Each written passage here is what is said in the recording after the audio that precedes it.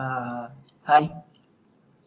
In this tutorial, I will teach you what is the different types and variables in Python programming language. So the first variable is the numbers. Python is completely object-oriented and not statically typed. Do not need to declare variable before using them or declare their type. Every variable in Python is an object. In this tutorial, we will go over a few basic types of variables. So the first one is the numbers. Python supports two types of numbers, integers and floating point numbers. It also supports complex numbers which will not be explained in this tutorial. Okay, to define an integer, use the following syntax. For example,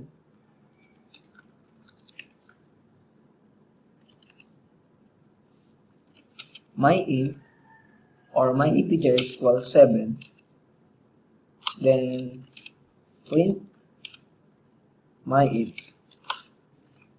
Then if you execute this, click this triangle upper part of the Visual Studio, then it will give a result of 7.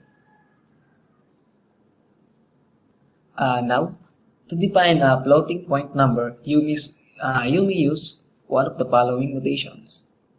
For example, my float equals 7.0, then print my float.